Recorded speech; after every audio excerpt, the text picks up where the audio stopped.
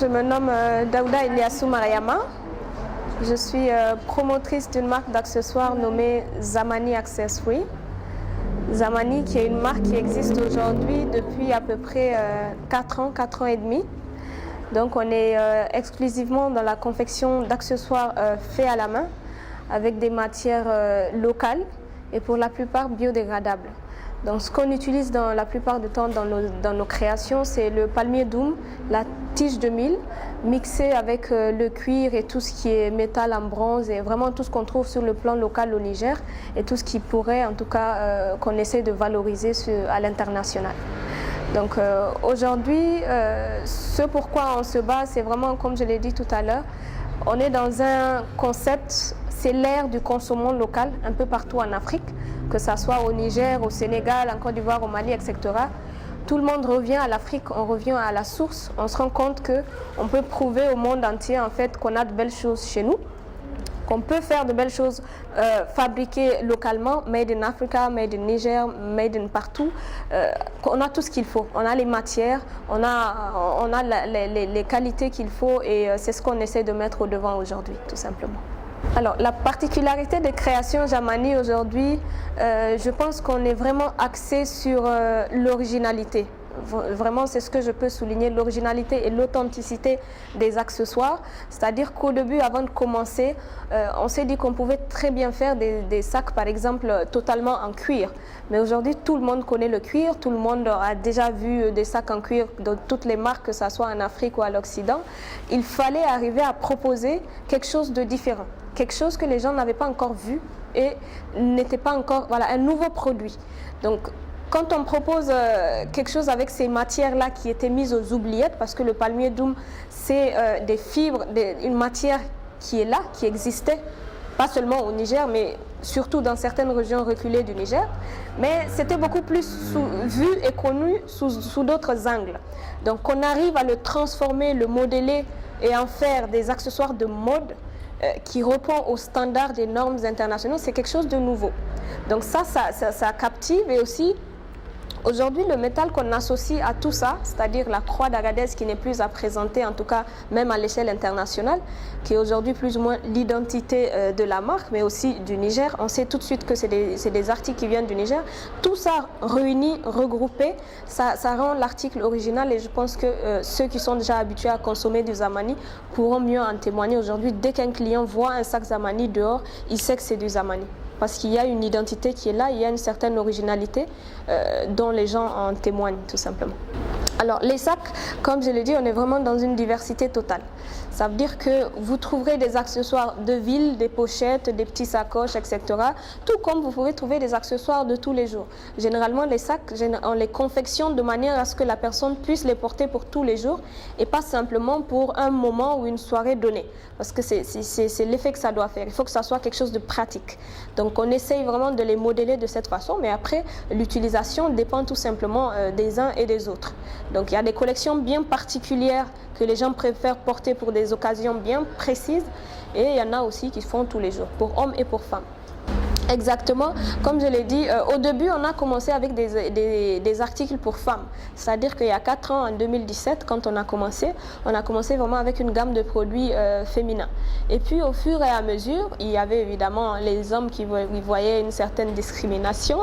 On a commencé à diversifier. On s'est dit qu'il fallait essayer de toucher le maximum de cibles, le maximum de personnes et que les hommes aussi peuvent être à la mode tout simplement. Donc on a des ceintures, des porte-monnaies, des souliers aussi, qui est d'ailleurs l'une de nos dernières créations, c'est-à-dire essayer de proposer des articles pour hommes, mais en restant dans notre thème d'originalité. Alors, c'est la même chose que j'ai dit tout à l'heure, on pouvait faire des souliers en cuir, mais tout le monde les connaît déjà. Qu'est-ce qui va faire que les hommes, qui peuvent parfois être aussi un peu compliqués dans les choix, puissent être attirés par des chaussures, quelque chose qu'ils n'ont pas déjà? Donc, le dilemme de ces dernières créations de souliers qu'on a sorties, c'était d'arriver à proposer quelque chose de nouveau, mais de confortable aussi. Donc oui, tout ce qui est souliers, chaussures, talons pour femmes sont vraiment les derniers produits qu'on a eu à tester. Évidemment, nous avons également des chapeaux un peu vintage, des chapeaux qui ramènent un peu aux années 80 et tous ces grands chapeaux volants. Après, comme je l'ai dit tout à l'heure, l'utilité peut être diversifiée. D'autres les porteraient pour aller à la plage, d'autres les porteraient parce qu'on a des collections où le chapeau et le sac est assorti, la collection Altesse. Donc, ça peut être aussi des choses pour tapis rouge. Ça dépend vraiment de l'utilité que chacun veut donner à ses créations. Les sandales, voilà, les sandales, c'est vraiment... parce qu'il ne faut pas que les gens identifient la marque à quelque chose de... comment dire, de trop luxueux, quelque chose qu'il faut porter juste pour des choses. On essaie de mixer dans les articles. C'est-à-dire que vous trouvez des articles en édition limitée, parce que ça fait partie du concept de la marque. Chaque produit est confectionné, en tout cas chaque couleur est confectionnée à maximum 5 exemplaires pour la plupart. Ce qui fait que chacun... Souvent, ça peut être bien et pas bien, parce qu'il y a des gens qui vont voir un sac avec une autre personne et vouloir la même chose, alors que cette couleur n'est plus là. Chaque fois, on change de design et de couleur. On essaie d'avoir des articles aussi pour de tous les jours, relax, notamment les sandales, les fourre-tout, etc. Donc, pour que chacun s'y trouve, tout simplement. Pour la vulgarisation, moi, je peux dire que en tout cas, j'essaye de faire beaucoup de communication. Après la communication, chacun a sa manière de communiquer, mais aujourd'hui, les réseaux sociaux sont devenus la plateforme la plus facile d'accès, la plus rapide pour véhiculer un message qui fera le tour du monde en un rien de temps. Donc, j'utilise beaucoup tout ce qui est plateforme. Aujourd'hui, vous trouvez la page Facebook Zamani, Instagram, Twitter, tout ce qui est plateforme, en tout cas les réseaux sociaux, on essaye de s'y coller. Après, c'est pas évident d'alimenter tout ça en même temps, mais je fais de mon mieux. J'essaie aussi souvent, comme vous l'avez dit, de participer à des foires, des expositions, que ce soit sur le plan local et international, et des défilés de mode, comme dans le cadre dans lequel je suis venue aujourd'hui à Dakar pour participer à la Dakar Fashion Week. Donc voilà, tout ce qui est comme on essaie de faire de notre possible pour faire connaître la marque hors des frontières. Aujourd'hui, les perspectives de la marque Zamani, on a beaucoup de projets, parfois des rêves et des ambitions assez grands qui effraient. Mais aujourd'hui, ce que je peux dire en une phrase, c'est que le rêve le plus fou qu'on peut avoir, c'est de faire de cette marque vraiment une marque reconnue à l'international. C'est d'arriver à un stade où avoir toute une galerie, que les gens parlent d'un futur galerie Zamani comme on parlerait de la galerie Lafayette par exemple, et que ça soit vraiment aux 4 coins du monde. On a commencé avec l'ouverture de notre premier showroom à Niamey. Dieu merci, en décembre. En ce moment, ça fait 1 an que la boutique est ouverte. Pourquoi pas à long ou moyen terme avoir des boutiques à Dakar, en Côte d'Ivoire, au Mali, etc. Donc je peux dire que sur le long terme, c'est vraiment l'objectif visé.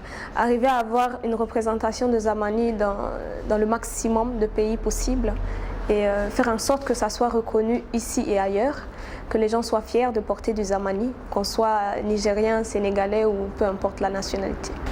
Ce que je peux dire, c'est comme ce que je dis d'habitude, quand on a un projet, en tout cas étant jeune, comme je l'ai dit, aujourd'hui la jeunesse se réveille, il y a une certaine prise de conscience qui est là.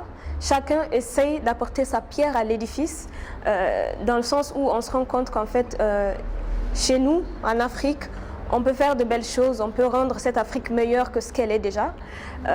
Donc croyez en vos rêves, battez-vous pour réaliser ce que vous avez comme rêve et ne jamais se laisser décourager. Parce que c'est complexe, compliqué quand on est jeune, mais il ne faut pas attendre et rester en un seul endroit. Moi, je suis nigérienne, j'ai quitté du Niger pour venir pour la première fois à Dakar, au Sénégal, qui est un pays fantastique. Les Sénégalais m'ont très bien accueilli. Et j'en garde de très beaux souvenirs, en tout cas jusqu'à là. Donc merci beaucoup à tout le monde et croyez en vos rêves, comme je l'ai dit.